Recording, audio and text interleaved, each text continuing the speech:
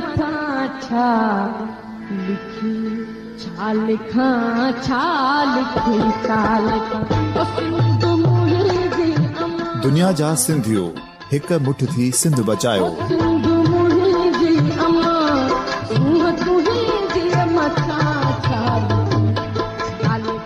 सिंध जो क़ौमी आवाज़ radio voice of Sindh London.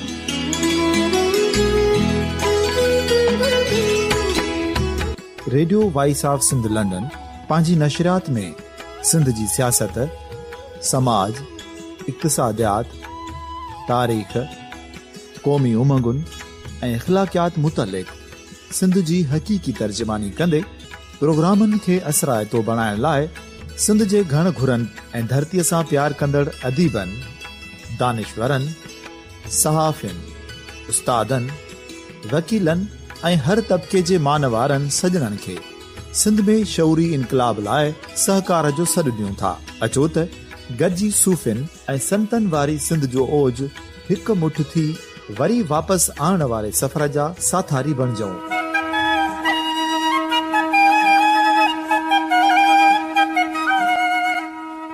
हिकु नए सुबुह जी शुरूआत जो पड़ाॾो घर घर, ॻोठ ॻोठ ऐं शहर शहर ताईं पहुचायो। शाल सिंध आबाद ऐं ख़ुशहाल थिए, सिंधी माण्हू सुखियो ऐं सताबो थिए।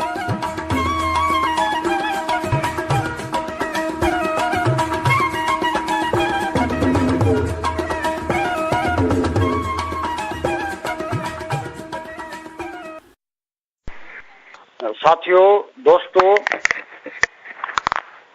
तव्हां सां radio voice of Sindh London तां ऐं मुखातिब आहियां नवाज़ खान ज़ौर। सूर्य बादशाह पीर सबगतुल्लाह शाह राशिदी सिंध जी सियासी ऐं बेराज तारीख़ जो उहो सितारो आहे जंहिंखे ज़िंदगी जे आसमान तां खिड़े मुनी सदी लॻभॻि थी वई आहे, पर उन जी रोशनी ऐं सुवाई अॼु बि सिंध ते कंहिं वियाह तारे वांगुरु नूर बिखेरे रही आहे।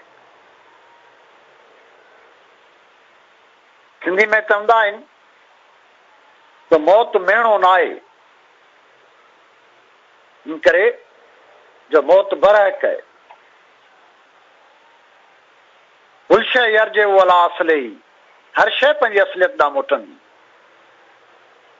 इना लिलाहि व इना इलैहि राजिऊं, असां जंहिं पार खां आया आहियूं उन पार ॾांहुं वञणा आहे। कुल नफ़्स ज़ाइक़तल मौत, हर नफ़्स खे मौत जो ज़ाइक़ो चखणो आहे। मुंहिंजे करे इन काइनात जे अंदरि धरती जे गोले ते जेको बि साह वारो आहे उहो कंहिं नंढड़े जीत खां वठी करे हिन काइनात जी सभ खां आला मखलूक इंसान ताईं जी सूरत में उन खे पंहिंजो मुक़ररु मुदो हिन धरती ते पूरो करे थो गुज़ारे वञे। सो सूर्य बादशाह बि जेतोणीकि हिकिड़ा माण्हू उहे हूंदा आहिनि जेके माण्हू हिन धरती ते को मौजूदो हूंदा आहिनि, उहे मौजूदे वांगुरु ई थोरी देरि रहंदा आहिनि ऐं हलिया वेंदा आहिनि।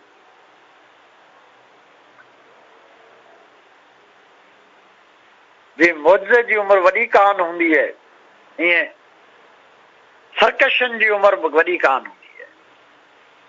भिटाई चयो, घोड़नि ऐं घोटनि जीअण थोरा ॾींहड़ा, घोड़नि ऐं घोटनि जीअण थोरा ॾींहड़ा, कॾहिं मंझ कोटनि कॾहिं राही रण जा। रण माना जंग। आमतौर ते पाण पढ़ंदा आहियूं ऋण। ऋण माना वीरान ऐं सुनसान इलाइक़ो, ऋणी ऋण हुजे, का आबादी न हुजे, वारी वारी हुजे। पर हिते ऋण न आहे। घोट ऋण ॾांहुं मोह कोन कंदा आहिनि, उन्हनि जा मोह जेके आहिनि से त महलनि महलातनि ऐं पंहिंजनि माण्हुनि ॾांहुं हूंदा आहिनि, रंग रतोलनि ॾांहुं हूंदा आहिनि, ज़िंदगी जी लाल कुंवार ॾांहुं हूंदा आहिनि। उहे ऋण मोह छो कंदा? उहे त तमीर जा, अदावत जा ऐं तखलीक जा सरचश्मा हूंदा आहिनि। हुनजे करे कॾहिं मंझ कोटनि, कॾहिं राही रण जा जेके घोट पुट हूंदा आहिनि उहे ई जंगियूं जो थींदा आहिनि। उहे ई को मारण मारींदा आहिनि, को मैदान बचाईंदा आहिनि। उहे ई तारीख़ खे, समाज खे,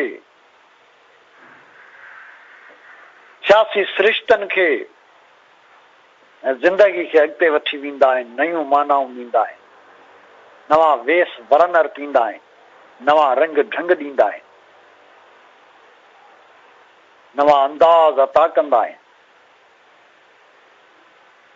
ऐं सूर्य बादशाह अहिड़नि घोटनि मां सिंध जो घोट पुटो जेको पंहिंजी जवानी में वतन जी आज़ादी जे इश्क में सूली चढ़ी वियो ऐं जंहिं ज़माने में सूर्य बादशाह सिंध जी आज़ादी लाइ जदोजहद पे कई, उन ज़माने में अंग्रेज़ शहनशाह लाइ मशहूरु हूंदो हो त उन तां सिज कोन लहंदो आहे। उहा दुनिया जे अंदरि एॾी वॾी ऐं एॾी पखिड़ियल हुई। अंग्रेज़नि जूं बेठकियूं अफ्रीका खां वठी एशिया ताईं दुनिया जे मुख़्तलिफ़ ख़ितनि में पखिड़ियल हुयूं ऐं बरे सगीर सॼो जेको आहे सो अंग्रेज़नि जी बेठकियत बणियल हो, कॉलोनी बणियल हो ऐं बदकिस्मती सां सिंध बि उन ई अंग्रेज़नि जी कॉलोनी जो हिसो बणियल। उहा बि अंग्रेज़नि जी अताहत हेठि, ग़ुलामी हेठि आयल। ऐं उन हिंदुस्तान जे अंदरि जेका सियासी सूरत हाल हुई उहा कुझु इन क़िस्म जी बि हुई। हिकिड़े पासे कांग्रेस हुई। हैरत अंगेज़ ॻाल्हि इहा आहे त कांग्रेस अंग्रेज़नि ठहिराई। 1886 में मिस्टर ह्यूम कांग्रेस जो पायो विधो, बुनियाद विधो। इन हिसाब सां कांग्रेस जो बुनियाद विधो त हिंदुस्तानियुनि जी आवाज़ खे को पुरमन प्लेटफॉर्म अता कजे, को पुरमन थलो अता कजे, पुरमन पधर अता कजे, जंहिं तां उहो जेको आहे सो पंहिंजो सियासी आवाज़ उथारींदा रहनि ऐं हुननि खे आहिस्ते आहिस्ते सियासी हवाले सां बलूगत ॾांहुं वठी वञिजे ऐं उन्हनि खे सियासी तौर ते कुझु मराहतूं ॾिजनि। ऐं पोइ तिलक ऐं गोखले जी कांग्रेस हुई, जेतोणीकि उहे वॾा मोहबतन हुआ, हिंदुस्तानी आवाम सां कमिटेड माण्हू हुआ, पर उनजो सियासी अंदाज़ जेको उहो निशिस्तनि बर्खास्तनि वारो हुयो। निशिस्तनि बर्खास्तनि आमदन निशिस्तनि बर्खास्तनि, आयासीं वेठासीं ऐं हलिया वियासीं। अगरि रुगो मुतालबा कंदा हुआ, करारदादूं ऐं ठहरा पास कंदा हुआ, जदोजहद ॾांहुं, जाखोड़ ॾांहुं, सियासी एहतजाज ॾांहुं हुननि जो कंहिं क़िस्म जो को बि अंदाज़ न हो, को बि लाड़ो न हो। ऐं कांग्रेस पोइ हिंदुस्तान जे अंदरि जेका तइलीमी ऐं सियासी शौरी सुजागी आयल हुई, उनजे नतीजे में पखिड़जंदी पई वई। ऐं पोइ 1919 में जलियानवाला बाग जो वाक़ियो थियो।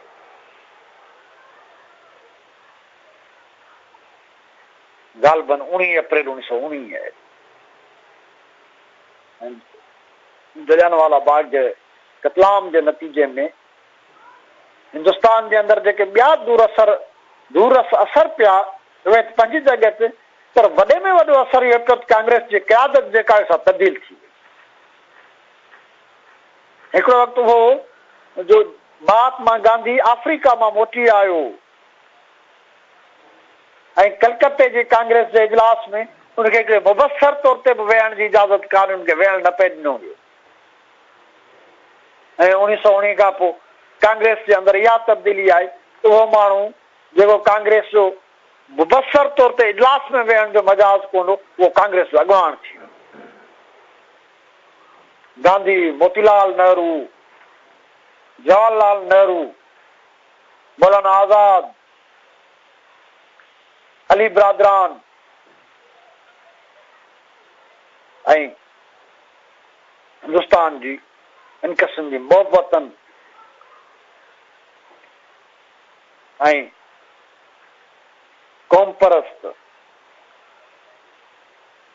ऐं अवाम सां हद दर्जे जी मोहबत कंदड़ क़यादत उभरी आई। ऐं पोइ कांग्रेस खे ॼण त उकाब जा पर लॻी विया ऐं उनजी सियासी उॾार जेका आई उहा पंहिंजे बुलंदियुनि खे छुअण लॻी।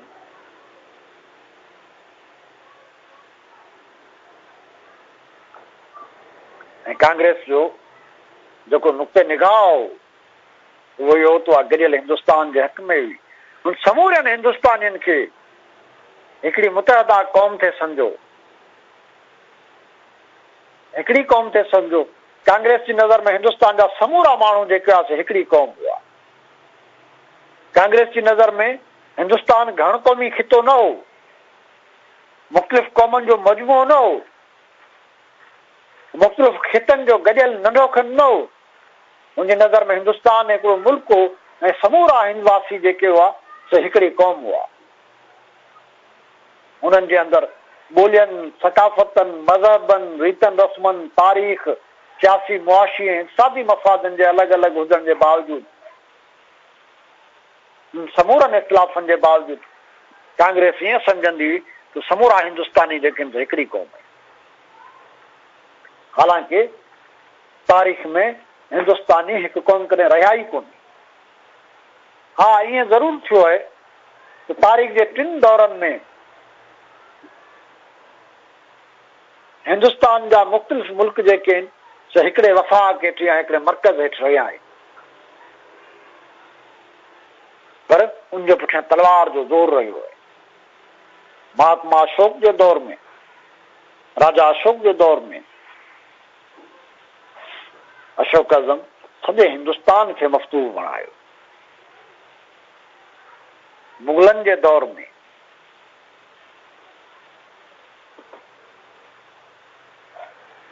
अशोक में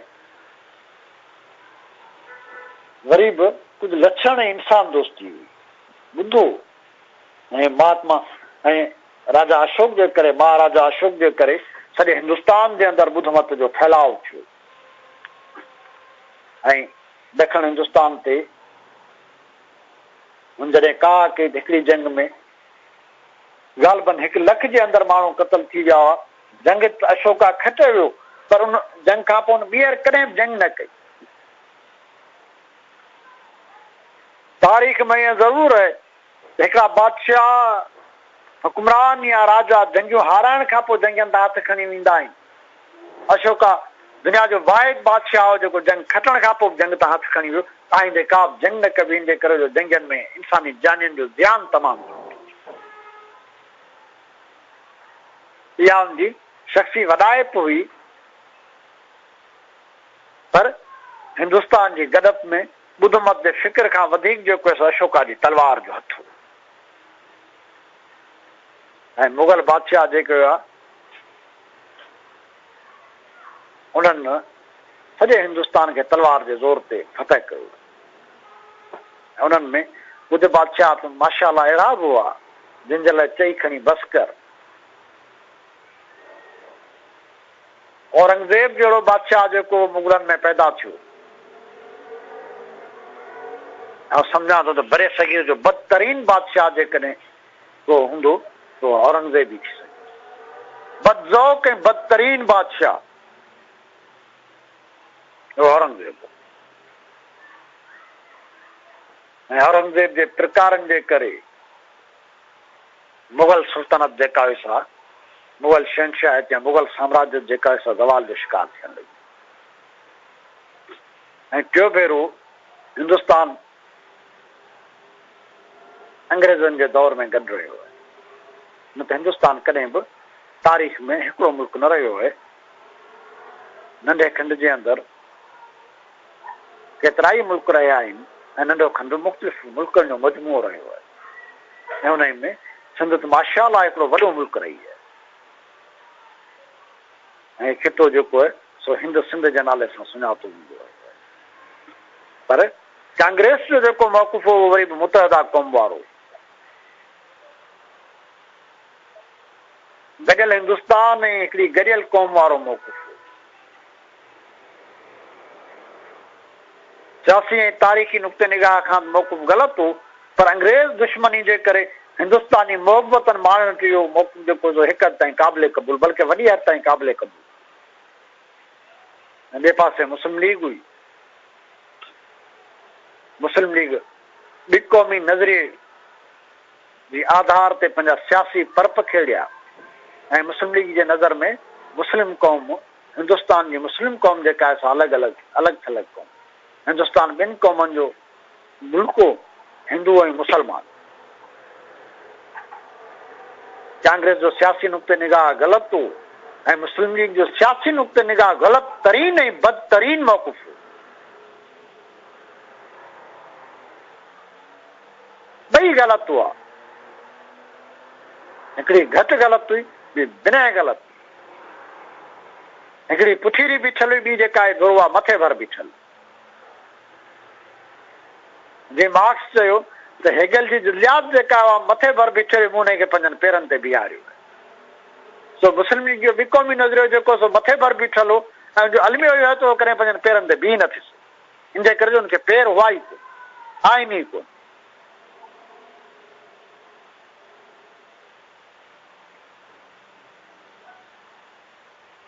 ऐं इन सॼे सारे सियासी मुग़ालतनि, फिक्री गुमराहनि, ग़लति मौक़ुफ़नि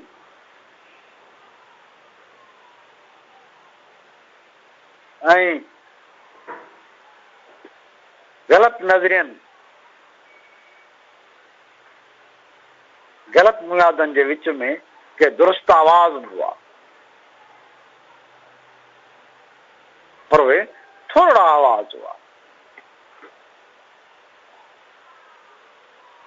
आउं सम्झां थो जेकर हुनमें फिक्री तौर ते वॾे में वॾो आवाज़ ऐं दुरुस्त आवाज़ हो तो मौलाना उबैदुल्लाह सिंधी जो आवाज़।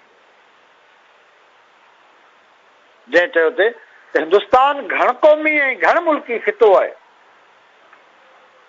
उन में मुख़्तलिफ़ क़ौमूं थियूं रहनि, मुख़्तलिफ़ मुल्क आहिनि जिन खे अंग्रेज़नि फतह करे हिकिड़े मर्कज़ हेठि गॾु करे छॾियो आहे।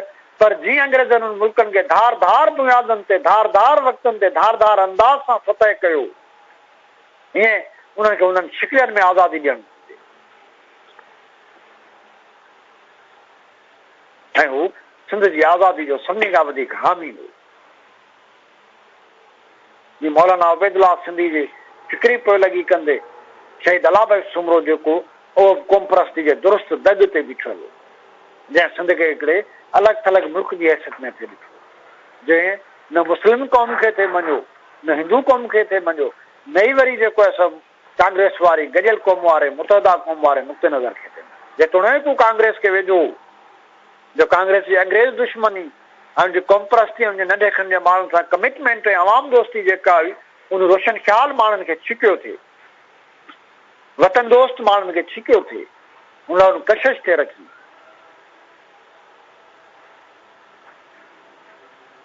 पर मुंहिंजो नुक़्ते नज़र पंहिंजो, मां सम्झां थो त हिंदुस्तान जी जेका पुरमन सियासी धारा हुई, उन में जेको इहो टियों नुक़्ते नज़र हो, जेको इहो टियों नुक़्ते निगाह हो, दुरुस्त नुक़्ते निगाह हो, उहा अलॻि ॻाल्हि आहे त उन दुरुस्त नुक़्ते निगाह खे अवां वोट नथे मिली या वॾो असराइतो न थी सघियो। इन जे करे जो सिंध हिंदुस्तान जे हिकिड़ी अहिड़ी कुंड ते हुई जितां हू मर्कज़ी सियासी धारा ते वॾे अंदाज़ में असरअंदाज़ कोन पई थी सघे ऐं मुस्लिम लीग ऐं कांग्रेस उन जे लाइ विथी न पई छॾी।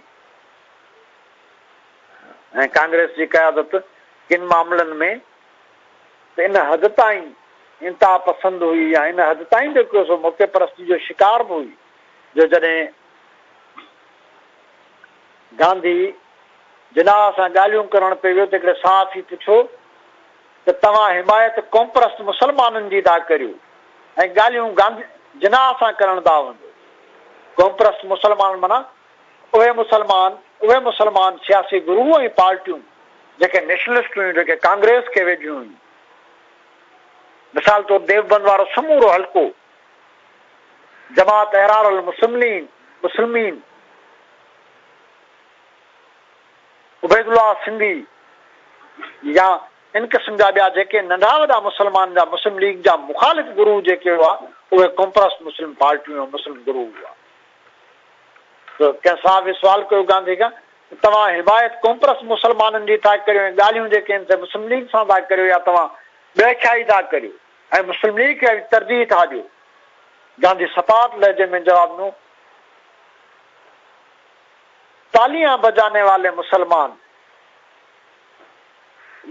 कौमप्रस्तों के साथ हैं लेकिन वोट देने वाले मुसलमान मुस्लिम लीग के साथ हैं, इसलिए बातें उससे की जाएं, मुज़ाकरात उससे किए जाएं। कांग्रेस की क़यादत किथे किथे मुसलहत पसंदी ऐं ॿिटनि रवैयनि जो इन अंदाज़ में भी शिकार हुई। उनजे करे इन सियासी माहौल में मौलाना आज़ाद ऐं अलाह बख्श सुमरे जो जेको आहे मौलाना उबैदुल्लाह सिंधी ऐं अलाह बख्श सुमरे जो जेको आवाज़ हो ओहिड़ो मुअसर न थी सघियो, सॼे हिंदुस्तान जी सियासत ते असर अंदाज़ न थी सघियो।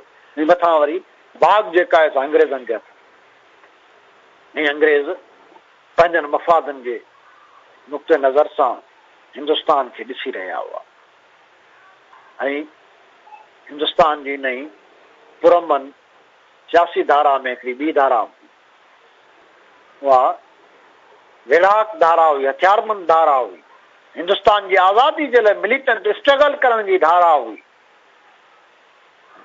उन में चंद्रशेखर आज़ाद हो, भगत सिंह हो, उन में बंगाली विड़ाक आहे जिन ते कल्पना दत्त किताब लिखियो आहे चटकान जा गोरीला, वो सिंधी में तर्जुमो थियो है ऐं सिंध में उन धारा में हेमू कालाणी हो, परतू विद्यार्थी हो, इंशी विद्यार्थी हो। पर ये नंढा नंढा ग्रुप आहे हथियारबंद विड़ाकनि जा ऐं जेकॾहिं का वॾी हथियारबंद कुवत हुई इन ॾिस में तो ॿिनि धुरियुनि ते मुश्तमिल हुई। हिकिड़े सुभाष चंद्र बोस ते जंहिं कांग्रेस जी सदारत तां महात्मा गांधी जी मुखालफ़त जे बावजूद कांग्रेस जी सदारत खटे आयो ऐं 6 महीननि खां पोइ हुन कांग्रेस जी सदारत तां इस्तीफ़ा ॾेई छॾी जो हुन ॾे हुनखे कमु करणु नथे ॾिनो ऐं पोइ हू जलावतन थी वियो, ॿाहिरि हलियो वियो, हू जर्मनी वियो, जापान वियो, हू दुनिया जे अंदरि जेके अंग्रेज़ मुखालिफ़ कुवतूं हुयूं हिंदुस्तान जी आज़ादी जे लाइ उन्हनि खां मदद ऐं हिमायत वठण जे लाइ वाजाईंदो रहियो, कोशिशूं कंदो रहियो ऐं पोइ हुन आज़ाद हिंद फौज जो बुनियादु विधो। त हिकिड़ी जेका आहे सुभाष चंद्र बोस जी कुवत हुई जंहिं आज़ाद हिंद फौज ठाही ऐं उन्हनि जी मर्फ़तुनि अंग्रेज़ साम्राज्य सां मुआदे अटकाइण जी कोशिशि कई ऐं ॿिए पासे सिंध में सूर्य बादशाह हो, पीर सरवतुल्लाह शाह राशदी हो। ऐं सूर्य बादशाह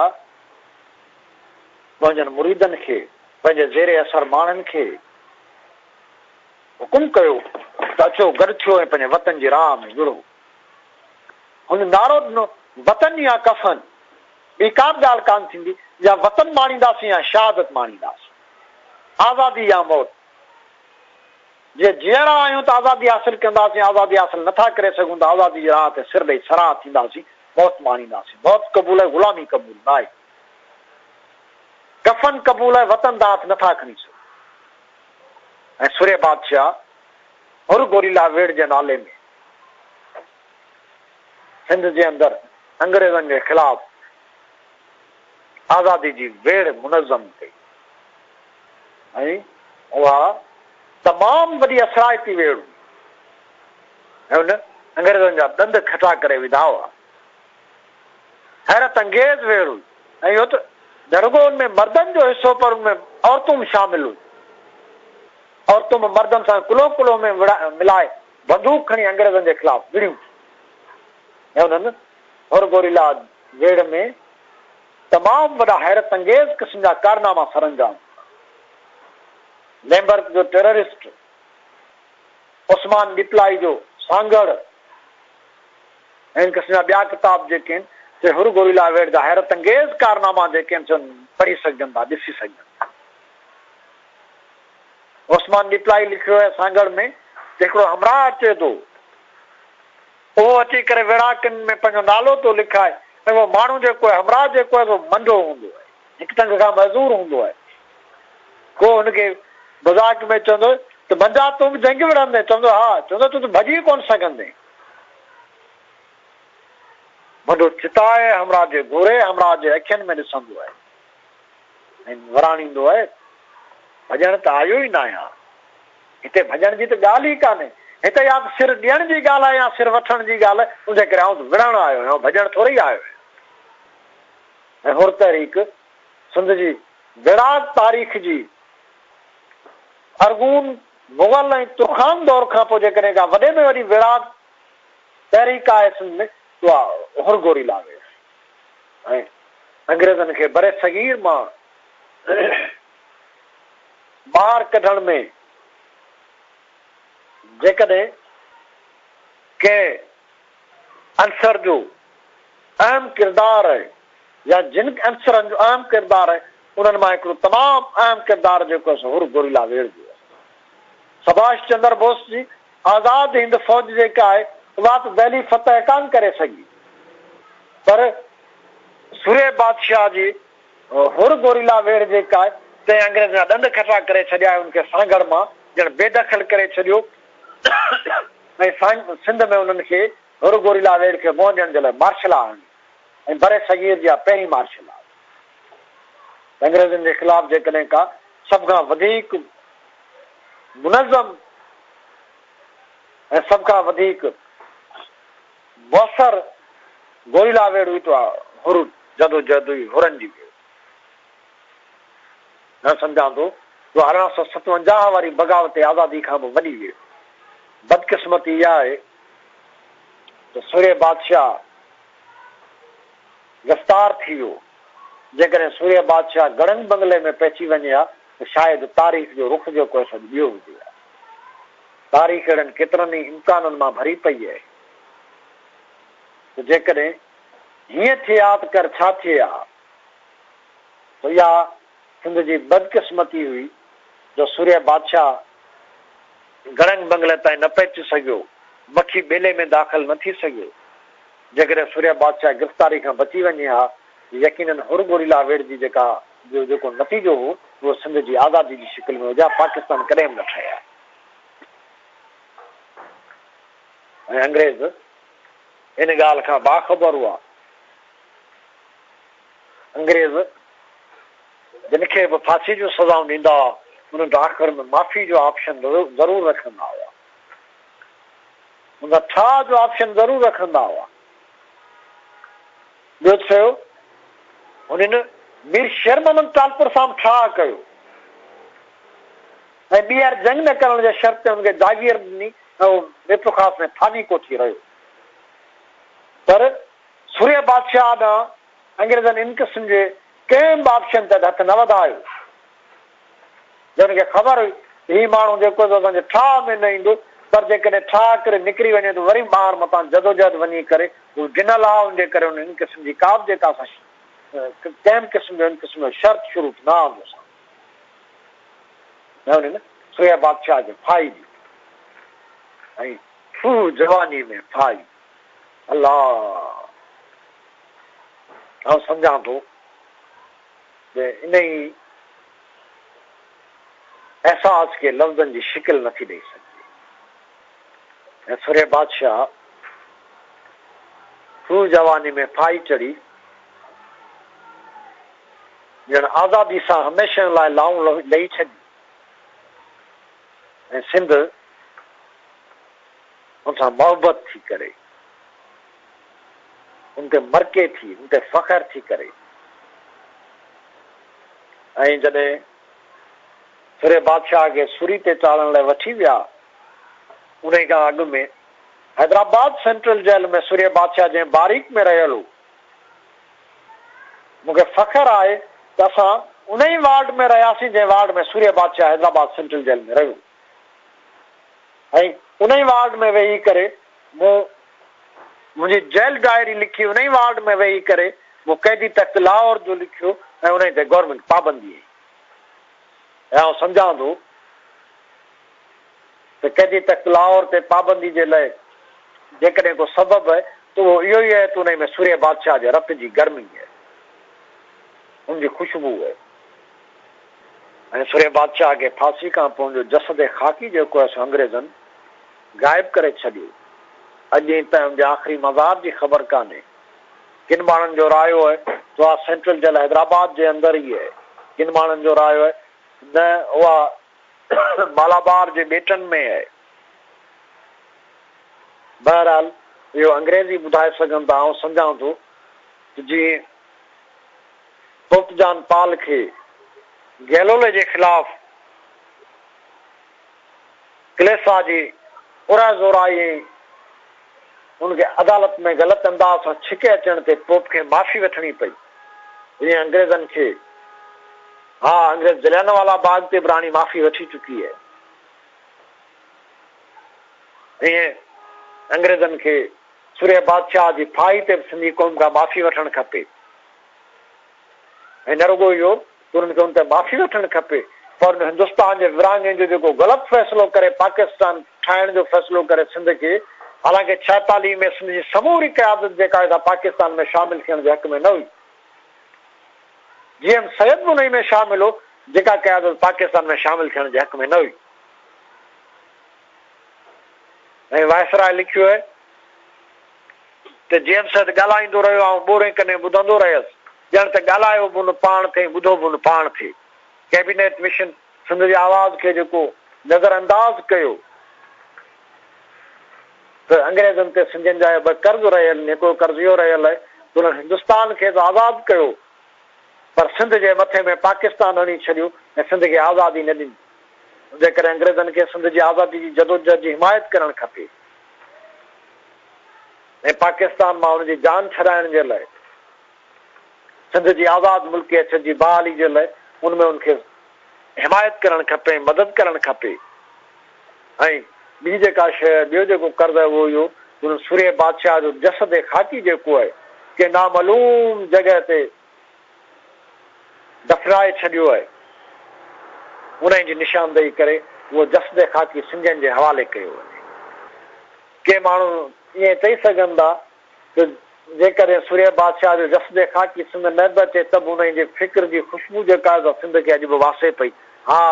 इन खां को बि इनकार कोन्हे, पर जेकॾहिं 30 सालनि खां या 35 सालनि खां पोइ जी गोरा जे जसद ख़ाकी खे उतां कढी करे क्यूबा आणे सघिजे थो, क्यूबा जे हवाले उनखे करे सघिजे थो, त सूर्य बादशाह जे जसद ख़ाकी खे सिंध जी मिट्टी जे हवाले छो नथो करे सघिजे। मां सम्झां थो कि इहो अंग्रेज़नि ते कर्ज़ आहे त हुननि खे सूर्य बादशाह जो मढ़ जेको आहे उहा मिट्टी लप जेका आहे उहा सिंध जे हवाले करणु घुरिजे। साथियो, दोस्तो, इजाज़त ॾींदा नवाज़ खान ज़ौहर खे। सिंध सलामत, साहब सलामत। अवां जी समातुनि ताईं radio voice of Sindh London